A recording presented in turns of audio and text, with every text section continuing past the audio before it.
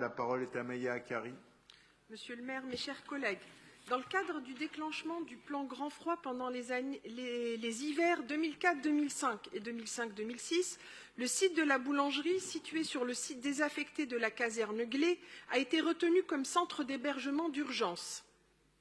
Compte tenu des besoins identifiés en matière d'hébergement d'urgence, l'ouverture de ce site a régulièrement été reconduite et a connu plusieurs évolutions successives. Ce site, qui appartient au ministère de la Défense, est situé dans le secteur du boulevard Ney qui fait l'objet d'une requalification, notamment avec le tramway et plus largement dans le secteur des portes du 18e du NPNRU parisien. La grande capacité d'accueil de la structure ainsi que son utilité sociale, reconnue, en font d'elle l'un des sites parisiens les plus stratégiques pour l'accueil humanitaire. Gérée par Adoma depuis 2011, cette structure comprend un centre d'hébergement d'urgence d'une capacité de 386 places, un centre de stabilisation de capacité de 50 places, ainsi qu'un centre d'accueil et d'évaluation des situations d'une capacité de 150 places.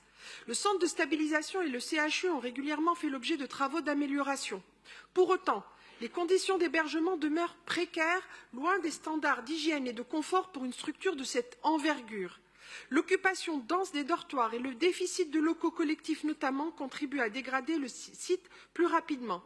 Ces conditions sont contradictoires avec la mission sociale de la structure qui fait pourtant l'objet d'une gestion exemplaire.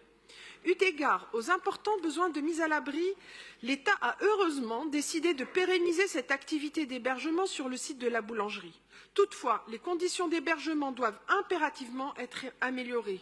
C'est pourquoi les structures que sont le CHU et le centre de stabilisation vont faire l'objet d'une réhabilitation lourde. Le CAES, ouvert plus récemment, ne fait pas partie du programme des travaux, je le précise. Les premiers et seconds étages du bâtiment aujourd'hui inoccupés accueilleront, une fois rénovés, une partie de l'offre d'hébergement. Précisément, le premier étage accueillera 52 chambres doubles pour le centre d'hébergement et de stabilisation et le second étage 92 chambres doubles pour l'accueil 24/24 du CHU. La restructuration permettra ainsi de passer d'une superficie de 4 900 m² pour le CHU et centre de stabilisation à un total de 12 500 m² de surface de plancher. Les travaux permettront de réaménager les espaces et de supprimer les dortoirs et chambres aveugles avec des espaces sanitaires attenants et dignes. Ces travaux, c'est aussi l'isolation du bâtiment, la création d'un système de ventilation, l'amélioration des performances thermiques et des économies d'énergie, ce qui contribuera à faire améliorer le confort des résidents. La difficulté réside peut-être dans le fait que, tout en étant réalisés en milieu occupé, les travaux ne devront pas empêcher de maintenir les capacités d'accueil actuelles du site. J'ajouterai aussi que des évolutions du programme d'exploitation sont envisagées et je m'en réjouis. Je pense notamment au fait qu'il soit envisagé de créer des petites cuisines collectives afin de permettre aux personnes hébergées en centre de stabilisation de préparer leurs repas et de gagner en autonomie en vue de leur réinsertion, ou encore à la volonté d'intégrer la structure dans le fonctionnement de l'arrondissement pour y développer des activités associatives et des tiers-lieux ouverts sur le quartier avec l'opérateur Yes We Camp.